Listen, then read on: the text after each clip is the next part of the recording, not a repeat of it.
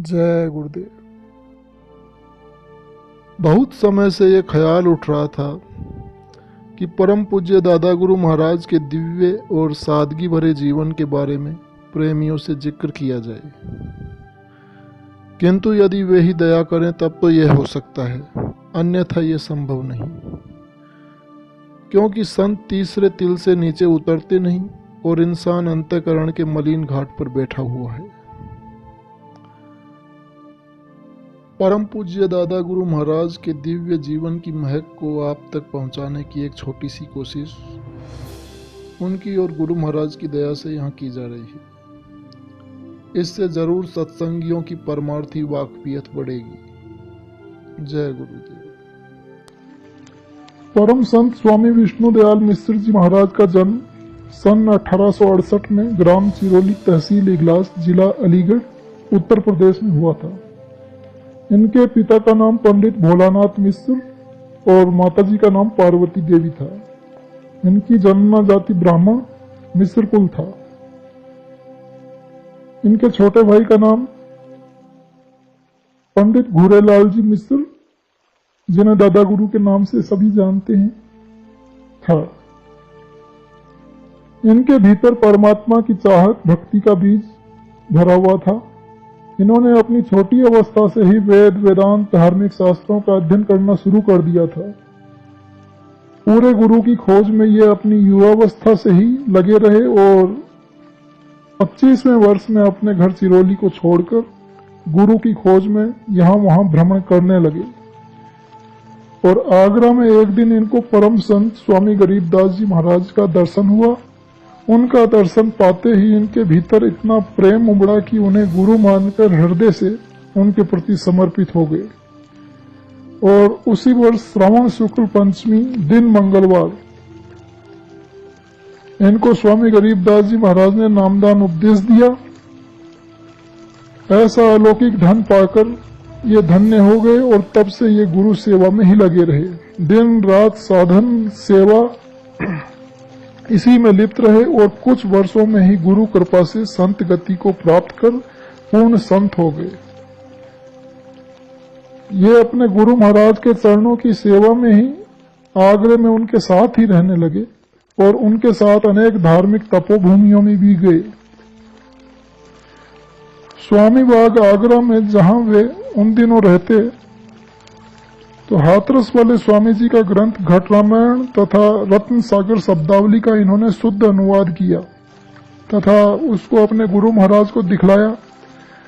उसको देखकर गुरु महाराज बहुत प्रसन्न हुए और इनको आदेश दिया कि जाओ घर जाओ, तुम्हारी भक्ति पूर्ण हुई और जीवों को चेता कर राधा स्वामी के चरणों में पहुंचाओ।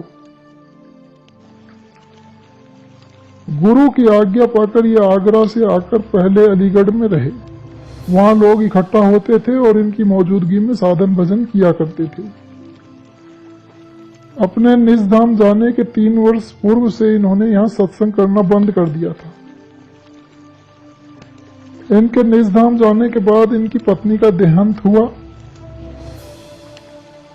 इनसे इनके छोटे भाई और शिष्य स्वामी घूरेलाल जी मिश्र जी महाराज ने एक बार पूछा कि महाराज, यहाँ जो सत्संग होता है उसका क्या होगा? तो वे कहे कि डूब जाएगा।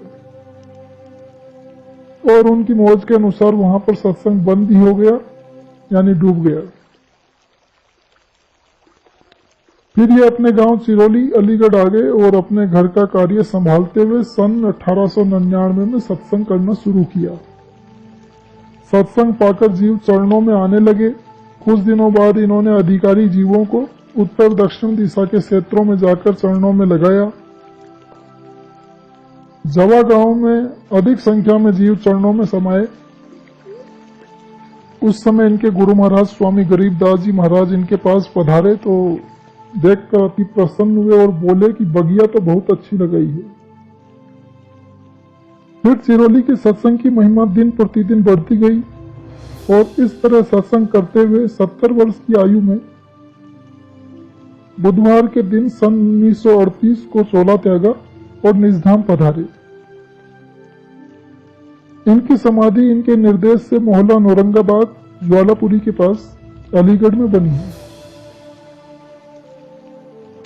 परम संत स्वामी घूरेलाल जी महाराज का जन्म ग्राम चिरोली, तहसील इगलास, जिला अलीगढ़, उत्तर प्रदेश में अघन सुदी 10वीं सन 1883 को हुआ।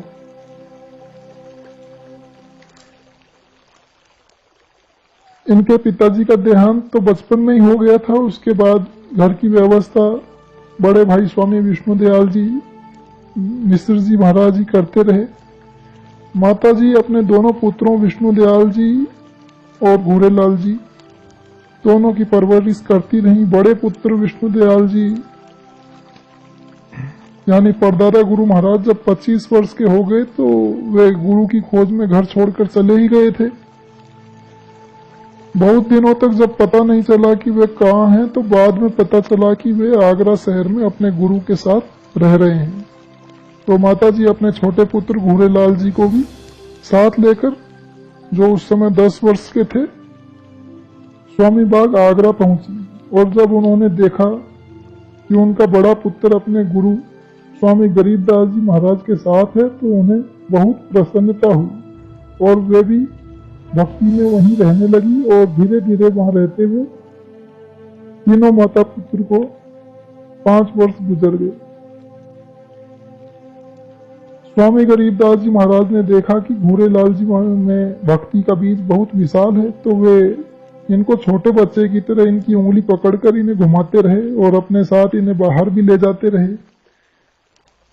इनके अंदर उन्होंने अपनी संकल्प शक्ति को भरा और कहा कि यह लड़का स्वामी शिवदयाल सिंह जी का काम करेगा। घूरेलाल जी ने उनसे नामदान प्राप्त करने के लिए प्रार्थना की तो उन्होंने इनके बड़े भाई स्वामी विष्णुदयाल जी महाराज को, जो संत गति को प्राप्त कर चुके थे, उन्हें आदेश दिया कि अब अपने घर चिरोली चले जाओ और इन्हें उपदेश नामदान दे दें तथा इनका नाम राधा स्वामी जी के प्रेमियों में लिखा दें। उनकी आज्ञा को सिरोधार्य करके ये अपनी माताजी को लेकर अपने बड़े भाई के साथ आगरा से चिरोली चले आए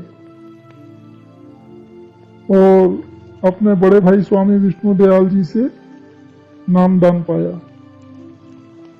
तब से वे अपने बड़े भाई को अपना परम पूज्य गुरु ही मानते रहे और उनके साथ बड़े अदब से पेश आते, उनसे सदा डरते रहते थे, सामने खड़े होने में भी हिम्मत नहीं करते थे और सदैव उनकी आज्ञा पालन में लगे रहते थे।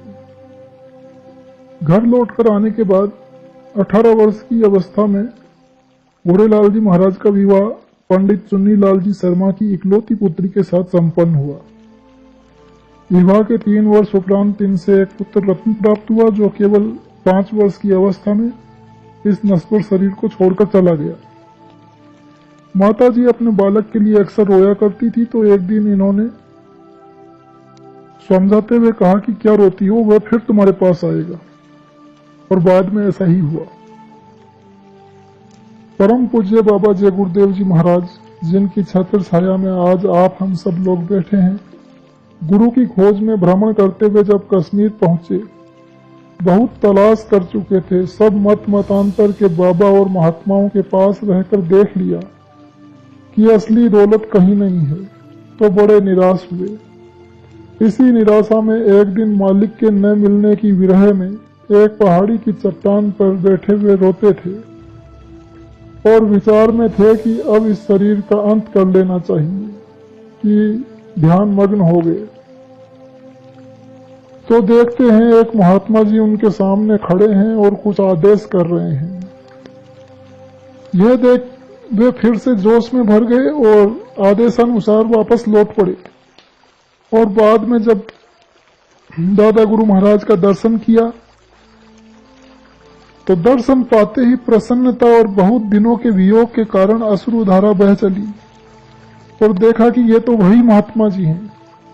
सोचने लगे कि गुरु कितनी संभाल करते हैं, किस प्रकार कश्मीर में दर्शन देकर आदेश दिए और अब अपने चरणों में बुला लिए। गदगद कंठ अवरुद्ध हो गया, रोते हुए चरणों में लिपट गए। दादा गुरु महाराज बड़े ही मीठे और मधुर स्वर में बोले, अब रोते क्यों हो बेटा, अब तो आ गए ना। और माताजी को बुलाकर कहा, लो यह तुम्हारा बिछड़ा हुआ वही पहला पुत्र है जिसके लिए तुम अक्सर रोती रहती थी। और फिर नामदान दिया। स्वामी गरीबदास जी महाराज के आदेशानुसार अपने बड़े भाई से गुरु उपदेश लेकर दादा गुरु महाराज ने जिस प्रीत प्रतीत सेवा और भक्ति का आदर्श दिखाया वह एक साधारण व्यक्ति के लिए असंभव है। दादा गुरु महाराज अपने गुरु स्वरूप बड़े भाई साहब से इतना भय करते थे कि उनके सामने वे एकाएक नहीं जाया करते थे। घर के काम में चाहे जितनी हानि हो जाए, लेकिन जब कभी वे उन्हें बुलाते तो वे तुरंत डरते हुए बड़े अदब के साथ उनके सामने जाते थे और जो आज्ञा होती थी उसे फौरन पूरा करने के प्रयास में लग जाते थे। जो कुछ पैसे बड़े भाई उन्हें देते थे उसी में पूरे परिवार के खर्च की व्यवस्था करते थे। अपने भोजन, वस्त्र, इन सब का उन्हें कभी ध्यान भी नहीं रहता था। एक बार दादा गुरु महाराज को नंगे पांव देखकर उनके गुरु स्वरूप बड़े भाई ने अपने पुराने चमड़े के जूते की ओर इशारा करते हुए कहा कि लो, इस जूते को उठा ले जाओ और पहनो। तो दादा गुरु महाराज धीरे से आगे बढ़े और जूतों को उठा लिया। बड़ा अपने भाग्य को सराहा। कंगाल को बिना मांगे मोती जो मिल गया था। सचमुच संत महापुरुष की प्रत्येक वस्तु उस प्रभु की अजस्र धारा से और शक्ति से ओतप्रोत होती है। उनकी वस्तुएं मिलती कहाँ हैं, और जो मिल जाए तो उस प्रेमी के भाग्य को जितना सराहे कम है। हाँ, उन वस्तुओं की इज्जत और कदर उसी तरह होनी चाहिए। तो दादा गुरु महाराज जैसे परम भक्त के लिए वह तो अमूल्य निधि थी। उसे झाड़ पहुंचकर एक बहुत ही सुंदर वस्त्र में लपेटकर अपने कमरे में सजाकर रख लिया और बराबर उस चरण पादुका की पूजा आदर और सम्मान से करते रहे और बराबर उन सब पर मत्था टेकते रहे। सत्संग में वे सदा सारे सत्संगियों के पीछे ही बैठने का प्रयास करते थे, क्योंकि उन्हें आगे में बहुत भय लगता था। इतना अदब था उन्हें। अक्सर जब सब सत्संगी बैठ जाते थे और सत्संग आरंभ हो जाता था तो धीरे से पीछे से आकर बैठ जाते थे। एक बार ऐसा हुआ कि गुरु स्वरूप बड़े भाई बड़े ही प्रसन्न थे। उन्होंने मौज में आकर आरती लेना मंजूर किया। संतों की आरती संतों की हर बात की भांति प्रचलित आरती से बिल्कुल भिन्न होती है। रात्रि में आरती आरंभ हुई और सभी सत्संगी आरती कर गए। सबसे पीछे दादा गुरु महाराज आए और उनके सामने सिर झुकाकर खड़े हो गए। गुरु स्वरूप बड़े भाई डांटते हुए बोले, अब तक कहाँ थे? हट जाओ, अब आरती नहीं ली जाएगी, माथा टेक कर चले जाओ। तो दादा गुरु महाराज तो अदब में भय से कांपने लगे और आज्ञानुसार माथा टेक कर अपने कमरे में जाकर साधना में बैठ गए। इधर अन्य जो सत्संगी लोग थे वे उन पर हंस रहे थे, किंतु 4 घंटे के बाद जब वे कमरे से निकले तो मालामाल थे। उनकी यह अवस्था या तो वे स्वयं समझ रहे थे या उनके सतगुरु जिन्होंने उन्हें मालामाल किया। भक्त इसी प्रकार पाया करते हैं, न कि हर समय अपने मन वाली कराने वाले प्रेमी। भक्त तो गुरु के एक एक जबान पर कुर्बान होने के लिए तत्पर रहता है। दादा गुरु महाराज को कोई सत्संगी यह न जान सका कि इनके पास इतनी बड़ी दौलत थी। गांव के लोग तो क्या, बगल का पड़ोसी भी यही समझता कि पंडित जी हैं, कुछ पूजा पाठ करते हैं। अधिक वह कुछ नहीं जानता था। भक्त अपने प्रियतम के धन को इस प्रकार छुपा कर रखते हैं। यही संत मत की हिदायत भी है कि तुम्हारी कमाई को हवा भी न जान सके। महात्मा अपने प्रेमी को एकांत में समझाया करते हैं। जब सब सत्संगी अपने अपने स्थान को चले जाते थे तो सतगुरु उन्हें बुलाकर समझाया करते थे कि मेरे रहते हुए अपना काम कर लो, नहीं तो पीछे पछताओगे। तो दादा गुरु महाराज ने आज्ञाओं को पूर्ण रूप से पालन किया और उन्होंने सतगुरु का बल लेकर उनकी मौजूदगी में ही अपना काम पूरा कर लिया। गुरु स्वरूप बड़े भाई के निज धाम जाने के पश्चात कुछ लोगों ने दादा गुरु महाराज से सत्संग करने के लिए बार बार प्रार्थना की, किंतु वे बहुत ही गुप्त रहना चाहते थे। प्रेमियों की बहुत प्रार्थना करने पर उन्होंने सत्संग की मौज की। उनके बहुत अधिक गुप्त रहने के कारण ही अधिक लोग उनकी ओर नहीं खींच सके, क्योंकि वे अधिकतर अपनी मौज और मस्ती में ही रहा करते थे। वे अपने को बहुत छिपाते थे। एक बार पंजाब से 2 आदमी दादा गुरु महाराज के दर्शन के लिए आए। जब वे लोग अलीगढ़ में ही थे, रास्ते में जहां से चिरोली 14-15 मील की दूरी पर था, तो दादा गुरु महाराज ने अपनी पत्नी से कहा कि जाओ मेरा वह पुराना गूदड़ों वाला कोट लाओ जो गठरी में रखा है। वे अपने कपड़े अक्सर गठरी में रखते थे, तो वे उसे पहनकर अपनी प्यारी गाय के लिए घास लाने चले गए। वे अपनी गाय की सेवा स्वयं करते थे। तो जब वे आदमी आए तो दादा गुरु महाराज के लड़के उनको अपने साथ लेकर गए दादा गुरु महाराज के पास। जब उन्होंने उनको उस अवस्था में देखा तो उनके मन में बड़ा अभाव आया। वे सोचने लगे कि कहाँ आ गए, और दूर से ही वे लोग प्रणाम करके उल्टे पांव वापस चले गए। उनका बड़ा अभाग था। जब दादा गुरु महाराज से पूछा गया कि आज गुदड़ी वाला कोट पहनने की मौज कैसे हो गई थी, तो उन्होंने कहा भाई तुम लोगों से क्या बताऊं। वे दोनों आदमी जो पंजाब से आए थे बड़े कर्मी थे, उन पर बहुत बड़ा बोझा था। अगर वेश देखकर न चले गए होते तो उन बेचारों का बड़ा कल्याण होता, किंतु मौज नहीं थी, फिर भी खाली हाथ नहीं गए। दादा गुरु महाराज बाहर सत्संग करने और भ्रमण करने बहुत ही कम जाया करते थे, लेकिन फिर भी कभी कभार प्रेमियों के आग्रहवश उन्हें जाना पड़ता, तो भी यह स्वयं को बहुत ही कम जाहिर करते थे।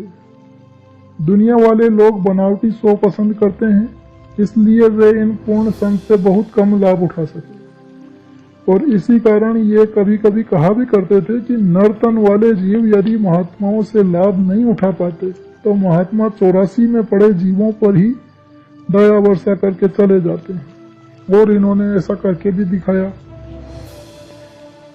कभी कभी रास्ते चलते तो जाते जाते कहीं लाल बरसाती कीड़े आदि को एक साथ बहुत संख्या में बैठा देखकर रुककर धीरे से उन पर अपने पैर रख देते थे और उन्हें मनुष्य चोले का अधिकारी बना देते थे। जैसा कि पहले संतों ने भी कहा है कि संत के स्पर्श मात्र से 84 के जीवों का कल्याण हो जाता है, किंतु मनुष्य को अपने तन से प्रेम व आज्ञाओं का पालन करा करके उद्धार करते हैं।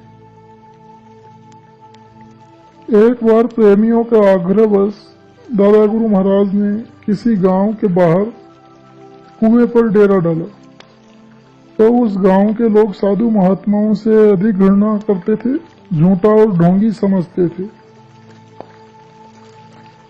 या उनसे इसलिए डरते थे कि कहीं वे अपने प्रभाव से किसी आदमी को अपनी तरफ न मोड़ लें और बस में करके सब कुछ छीन लें, या कहीं भेष बदलकर चोर व डाकू न हो। अतः गांव वाले आपस में पंचायत करने लगे कि इन लोगों का भेद लेना चाहिए कि ये कैसे महात्मा हैं। निर्णय के अनुसार गांव का चौधरी पहले इन लोगों के पास पहुंचा और बहुत से इधर उधर के सवाल करके परीक्षा करने लगा। अंतर्यामी महापुरुष ने उनसे सीधे बात की और थोड़ी ही देर में वह इतना प्रभावित हुआ कि आज्ञानुसार उपदेश लेकर साधन में बैठ गया। अंतर की आंखें खुल गई। बैराट का गुलजारा देखकर चकित हो गया और दादा गुरु महाराज के चरण पकड़कर रोने लगा और सेवा के लिए आज्ञा मांगकर गांव में गया। उसकी इंतजारी में सब लोग बैठे थे और जाते ही लोग पूछने लगे कि महात्मा कैसे हैं, तो चौधरी मारे प्रसन्नता के कुछ न कह सका, केवल इतना ही बोल सका कि ऐसा पूर्ण संत पाकर मैं तो धन्य हो गया। तुम लोगों को देखना है तो तुम स्वयं जाकर देख लो। और जाकर फिर महापुरुष की सेवा में लग गए। उसकी देखा देखी अन्य ग्रामीण लोग भी दादा गुरु महाराज के पास पहुंचे और अपने निज घर की राह पाकर कृतकृत्य हुए। पूज्य दादा गुरु जी पैदल ही अधिकतर यात्रा करना पसंद करते थे। एक बार प्रेमियों के बहुत आग्रहवश ट्रेन से सफर करना मंजूर किए और जिस डिब्बे में सत्संगियों सहित पधारे उसमें अगले किसी स्टेशन पर बहुत बड़ी आदमियों की जमात सवार हो गई, जिनके साथ बहुत अधिक सामान था। लोग अंधाधुंध सामान लाद दिए और जलती हुई लालटेन रजाई में बिछोने के नीचे गिर गई। गाड़ी सीटी देकर चल दी। कुछ दूर जाने के बाद कुछ धुआं मालूम हुआ और देखते देखते डब्बा धुएं से भर गया। किंतु संत अपने प्रेमियों को केवल भय दिखाकर बड़े से बड़े खतरे से बचा लेते हैं। इसलिए दादा गुरुजी की ऐसी मौज हुई कि गाड़ी अपने आप अकारण ही रुक गई। लोग डब्बे से बाहर कूदकर निकल गए, सामान उतारा जाने लगा। शोरगुल देखकर गार्ड भी आ गया। देखा कि रजाई के नीचे लालटेन चकनाचूर हो गई, मगर बत्ती अब भी जल रही थी। यह देखकर लोगों को बहुत आश्चर्य हुआ कि गाड़ी अनायास बिना जंजीर खींचे रुक गई। गार्ड ने कहा कि इस डिब्बे में कोई संत महात्मा बैठा है, जिसकी कृपा दृष्टि से यह कार्य हुआ है और लोगों की जान बच गई। लोग उस संत महापुरुष के प्रति बहुत आभारी हुए। पूज्य दादा गुरुजी स्वयं को बहुत छिपाते थे और उनके बाहरी खेलों को देखकर बुद्धिवादियों पर भ्रम का भूत सवार था।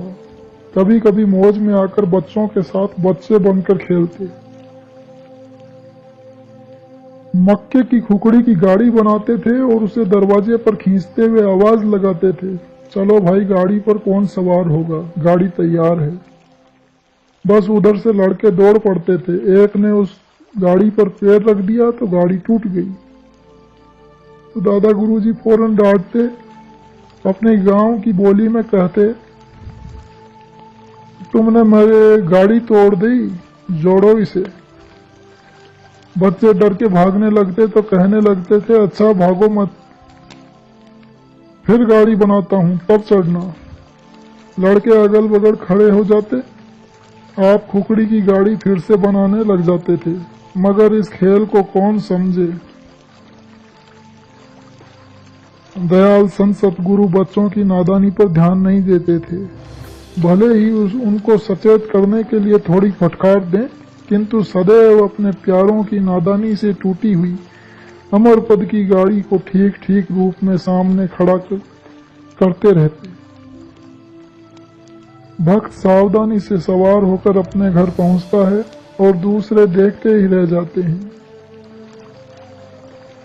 एक बार आगरे के स्वामी बाग में राधा स्वामी जी महाराज के भंडारे के अवसर पर दादा गुरुजी महाराज अपने कुछ सत्संगियों के साथ पधारे।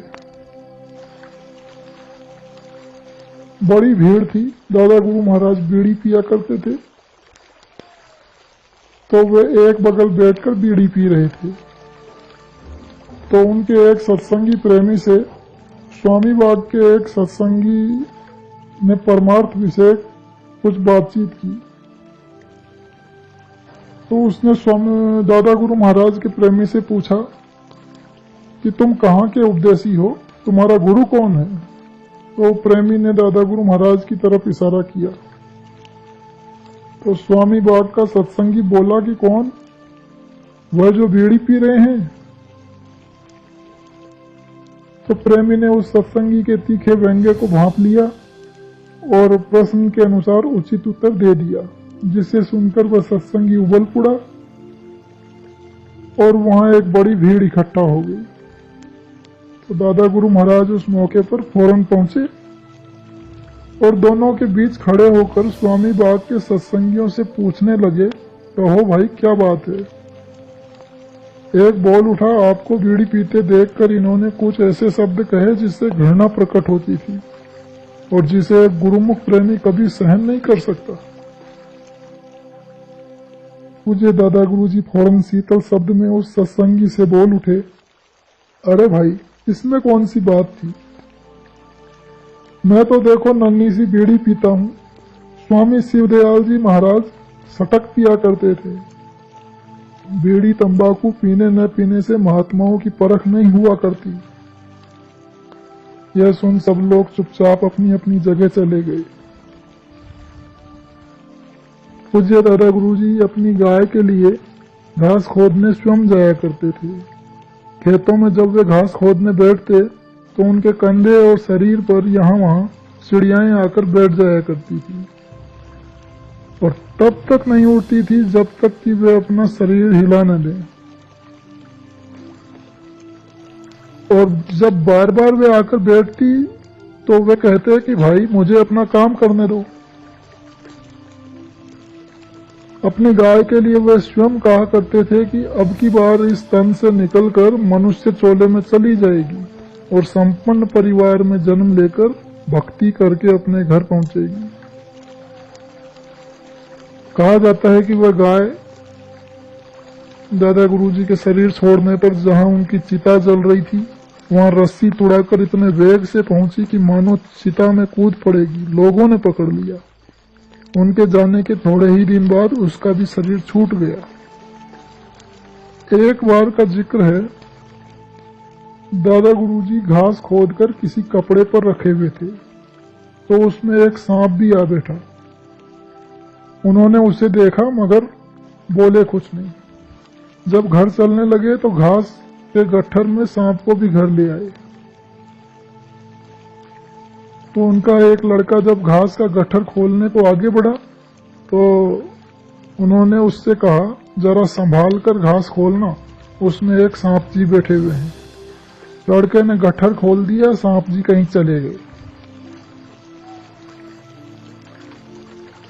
कैसे कुदरत की 84 में पड़े जीव तक पहचान लिए उन महापुरुष को, और वहां इंसान तूने ऐसे महापुरुषों को पहचाना तक नहीं और न ही कद्र की।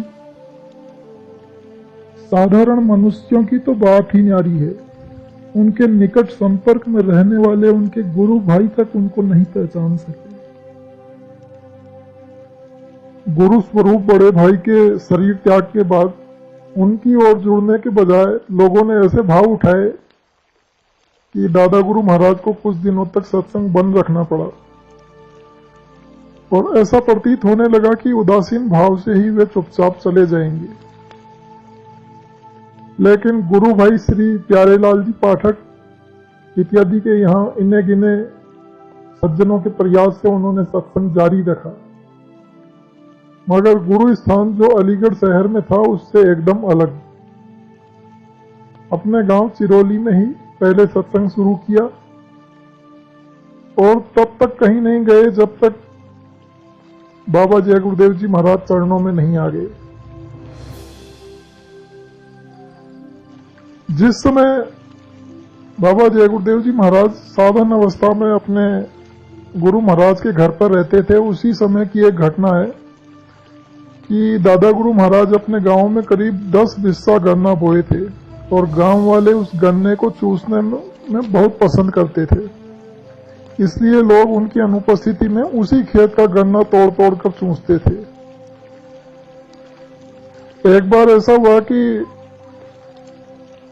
बाबा जय गुरुदेव जी महाराज गन्ने के खेत में घुसकर ऊख के कुछ पेड़ों से लगकर साधन में बैठ गए और जब साधन से उठे तो देखा एक आदमी गन्ना तोड़ रहा था। तो उन्होंने उसे आवाज दी तो वह गांव वाला डर के मारे बेहोश हो गया और वहीं गिर पड़ा।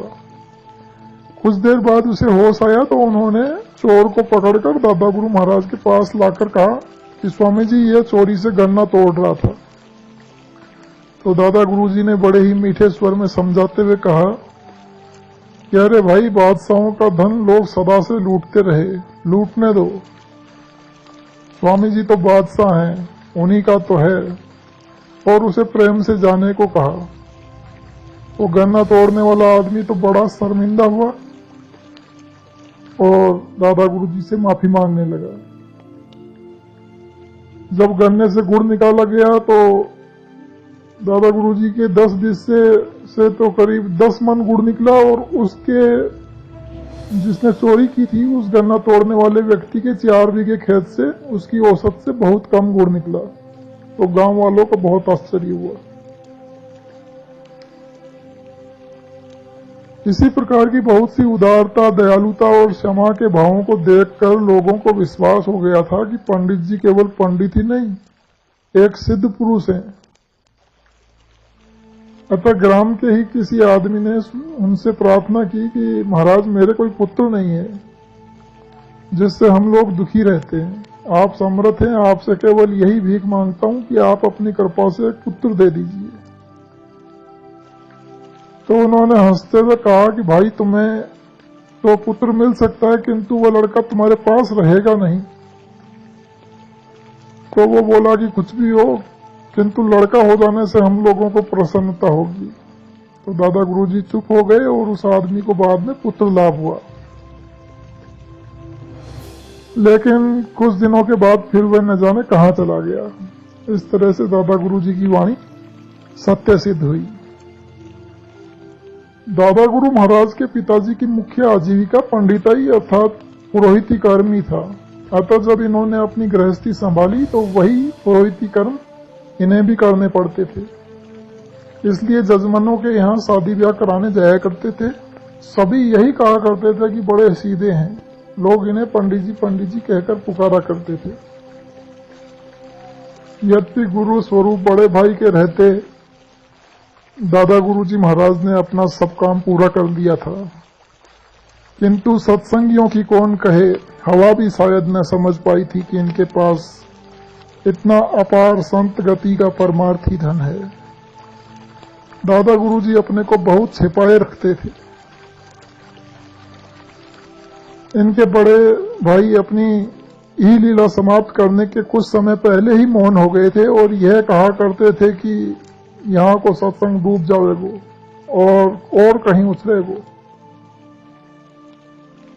सतगुरु स्वरूप बड़े भाई ने अंतिम यात्रा के पूर्व यद्यपि दादा गुरुजी की पूर्णता के विषय में किसी से इशारा भी किया था, किंतु उधर किसी ने ध्यान भी न दिया। इससे यह अंदाजा लगाया जा सकता है कि ईर्ष्या द्वेष का रंग उस समय इतना अधिक बढ़ा हुआ था कि संतों को भी मौन होना पड़ा। बड़े भाई साहब ने खुद शायद इसीलिए दादा गुरुजी महाराज की पूर्णता का परिचय अन्य लोगों को नहीं दिया कि लोग सत्संगी ईर्ष्या द्वेष करने लगेंगे। दादा गुरुजी के बड़े भाई विष्णु दयाल जी महाराज के पंच भौतिक काया छोड़ने के पश्चात सत्संगियों ने अलीगढ़ के ज्वालापुरी मोहल्ले में उनकी समाधि बनवाई, मगर दादा गुरुजी वहां से हट गए और अपने ग्राम सिरोली में मौन रहने लगे। इस प्रकार कई वर्षों तक आम सत्संग की रूपरेखा वहां बन सी रही। पर संतों के सभी कार्य कुछ मौज मसलत से ही होते हैं, तो उनका मौन रहना भी कुछ विशेष मौज का सूचक था। इस ऊपरी तौर पर मौन रहने की अवधि में दादा गुरुजी ने असंख्य मानवेतर जीवों को मानव योनि का अधिकारी बना दिया। ऐसा नियम है कि 84 का कोई जीव यदि संतों की स्पर्श की हुई किसी वस्तु से स्पर्श पा जाए या संतों के पंच भौतिक शरीर का स्पर्श पा जाए या संतों की दृष्टि ही पड़ जाए तो वह अपना शरीर छोड़ने के बाद जब वापस जन्म लेगा तो उसे मानव देही मिलेगी। इसी मौज से अनुप्राणित दादा गुरुजी महाराज कभी नदी या नहर के किनारे बैठे घंटों जल में कुल्ली किया करते, बीहड़ से बीहड़ वनखंडों, कंटीले झुरमुटों, कंकरीले पथों पर घूमते फिरते। इस तरह दादा गुरुजी ने कोटि कीट पतंगों और 84 के जीवों को मनुष्य देही का अधिकारी बना दिया। कुछ प्रेमियों को सत्संग न हो पाने से विकलता रहती थी, इसलिए अलीगढ़ निवासी भाई प्यारे लाल जी पाठक आदि ने दादा गुरु जी से इस विषय में बड़ा आग्रह किया। इन लोगों की विशेष श्रद्धा दादा गुरु जी के प्रति थी।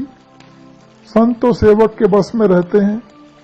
इन लोगों का आग्रह देखकर उन्होंने चिरोली ग्राम में ही सत्संग करना प्रारंभ कर दिया।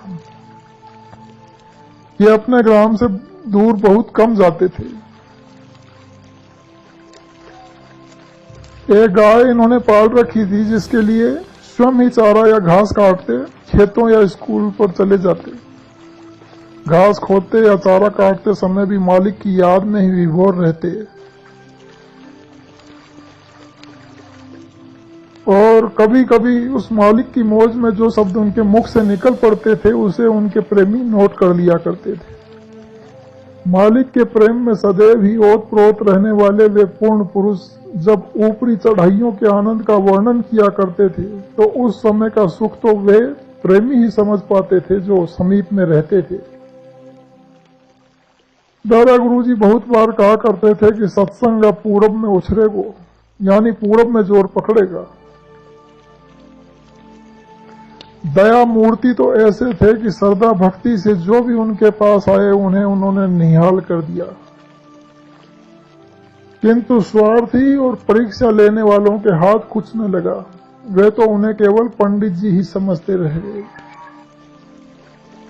दादा गुरुजी महाराज बहुत ही सादी और साधारण वेशभूषा में रहा करते थे। धोती कुर्ता और पैरों में कभी कभी जूता या खड़ाऊ पहना करते थे।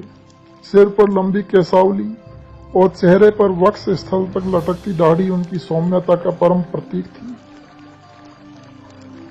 एक लंबा कोट जो कपड़ों के टुकड़ों से सिला हुआ था, जिसे गूदड़ वाला कोट कहा करते थे, कभी कभी मौज में आकर पहन लिया करते थे। इस काल देश के पंच भौतिक शरीर त्याग के कुछ समय पूर्व ही दादा गुरुजी महाराज अलीगढ़ के प्रेमी भाइयों से मिलने जुलने चले गए थे। वहीं कुछ तबीयत खराब हुई। भाई प्यारे लाल जी इत्यादि ने दवा कराने के बहाने उस दिन अलीगढ़ ठहरने की प्रार्थना की, तो उसी समय दादा गुरुजी ने साफ साफ बता दिया कि अब दवा कराने का अवसर नहीं है। अपने घर पर अगर तेरही और सिरोली में भंडारा करने की इच्छा हो तो रोक लो, नहीं तो मुझे शीघ्र सिरोली पहुंचा दो। सभी सत्संगी भाई बहनों ने उनसे अपने किसी भी मनसा वाचा कर्म न बन गए अपराध के लिए क्षमा मांगी और भाई प्यारे लाल जी इत्यादि उन्हें लेकर सिरोली आए। यद्यपि शरीर छोड़ने का दिन व समय दादा गुरु महाराज ने पहले से निश्चित कर घर में बता दिया था, परंतु यह बात उनके मुख्य प्रेमी शिष्य को तो जानबूझकर मालूम होने ही नहीं दी गई थी। देह त्याग के पूर्व दादा गुरु महाराज के प्रिय शिष्यों में से कानपुर वाले डॉक्टर संकटा प्रसाद जी व श्री विष्णु जी भी पहुंच चुके थे और जब केवल एक दिन महाप्रयाण का शेष रह गया तो दादा गुरुजी ने अपने परम शिष्य बाबा जय गुरुदेव जी महाराज को आदेश देकर कहीं अन्यत्र भेज दिया था। यद्यपि दादा गुरु महाराज भाई प्यारे लाल जी से पहले से ही अलग में बता चुके थे कि मेरे बाद सत्संग स्वामी जी यानी बाबा जय गुरुदेव जी महाराज संभालेंगे। हालांकि एक आध और लोग भी दुकान लगाने की कोशिश करेंगे। और अंतिम घड़ियों में जब डॉक्टर साहब और श्री विष्णु जी ने आगे सत्संग व संभाल के लिए पूछा तो उन्होंने यही उपरोक्त शब्द ही दोहराए। इस प्रकार नए पुराने सभी प्रेमियों को अपनी दया का संबल देकर दादा गुरुजी महाराज 65 वर्ष की अवस्था में अगन सुदी 10वीं सन 1948 शनिवार को रात्रि में लगभग 2 बजे इस काल देश के पंच भौतिक शरीर को छोड़कर अपने सत्य देश में सदा के लिए प्रयाण कर गए।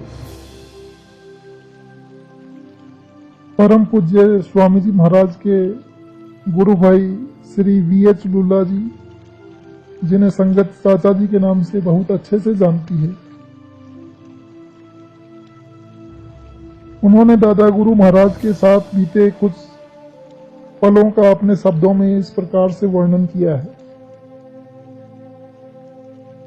मेरा जन्म सिंध पाकिस्तान में हुआ। हमारा शहर महात्मा व फकीरों की वजह से मशहूर था। जाति पाति का कोई भेदभाव नहीं था। उसी का असर हम पर भी रहा। भारत पाकिस्तान बंटवारे में हम लोग भारत में आए और कानपुर में अस्थायी तरह से रहे और हमारा बड़ा भाग्य रहा कि वहाँ दादा गुरु के चरणों में आए। उस समय मैंने बनारस हिंदू यूनिवर्सिटी का कोर्स पास किया था। उस समय पर एक दोस्त मिला, उसका नाम कमला शर्मा था। उसने बताया कि एक ऐसे महात्मा कानपुर में आ रहे हैं जो आंख और कान खोल देते हैं। मैंने कहा कि हमको भी दर्शन करा देना। 2 जून सन 1948 में दादा गुरु को बाबा जय गुरुदेव जी महाराज कानपुर लेकर आए और डॉक्टर शंखटा प्रसाद के घर में रहने का बंदोबस्त हुआ। मैं दादा गुरु महाराज के दर्शन के लिए गया। जैसे ही दर्शन किया तो मालूम हुआ कि हमको सब कुछ मिल गया और हमको कुछ नहीं चाहिए। हम दादा गुरु जी को देखते ही रहे। दूसरे दिन दादा गुरु महाराज ने डॉक्टर शंखटा प्रसाद और उनकी पत्नी को नामदान दिया। उसके अगले दिन दादा गुरु जी ने हमको अकेले में नामदान दिया। डॉक्टर शंखटा प्रसाद ने अपने साले श्री नारायण जी को बनारस में तार भेजा कि हमको सच्चा महात्मा मिल गया है, आप भी यहाँ आकर दर्शन कर ले। उसके बाद श्री नारायण जी अपनी पत्नी के साथ कानपुर आए और उसके अगले दिन दादा गुरु जी ने उनको नामदान दिया। दादा गुरु ने हम 5 लोगों को अंतिम नामदान दिया था। हम लोगों ने दादा गुरु जी को फोटो के लिए उनसे आज्ञा मांगी तो कुछ देर के बाद उन्होंने मान लिया। फोटोग्राफर बुलाकर फोटो ले लिया, जो सबके लिए वरदान साबित हुआ। 1 हफ्ते के बाद दादा गुरु जी महाराज वापस जाने के लिए तैयार हो गए। उस समय स्टेशन पर विदाई के वक्त हम सब लोग दुखी रहे, लेकिन दादा गुरु जी महाराज ने प्रेम से सबको आशीर्वाद दिया। दादा गुरु जी चिरौली घर वापस पहुंचे। कुछ समय के बाद बाबा जय गुरुदेव जी महाराज ने शंखटा प्रसाद और हमको तार भेजा कि दादा गुरु जी की तबीयत ठीक नहीं है, आप आकर दवा दे दीजिए। हम दोनों लोग चिरौली गए और दादा गुरु जी को दवा दिया। दादा गुरु जी को कुछ आराम हुआ, लेकिन बाद में अलीगढ़ के पाठक जी उनको अलीगढ़ ले गए दवा कराने के लिए। चिरौली में शंखटा प्रसाद और मैं दादा गुरु जी के सामने बैठे थे। तो शंखटा प्रसाद ने दादा गुरु जी से पूछा कि अगर आप चले जाएंगे तो हमारा सहारा कौन रहेगा। तो दादा गुरु जी ने स्वामी जी महाराज का नाम लेते हुए कहा कि ये तो है ही। दादा गुरु जी के घर में एक ऐसी पोटली टंगी रहती थी जिसमें से दादा गुरु जी जब चाहे प्रसाद निकाल कर देते थे, और उनके घर में एक ऐसी गाय भी थी जिससे जब चाहे तब दूध ले लेते थे। अलीगढ़ में दादा गुरु जी की तबीयत सही नहीं रही। एक शाम को उन्होंने पाठक जी को बुलवाया कि हमको अभी चिरौली ले चलो, नहीं तो हमारी 13वीं आपको यहीं करनी पड़ेगी।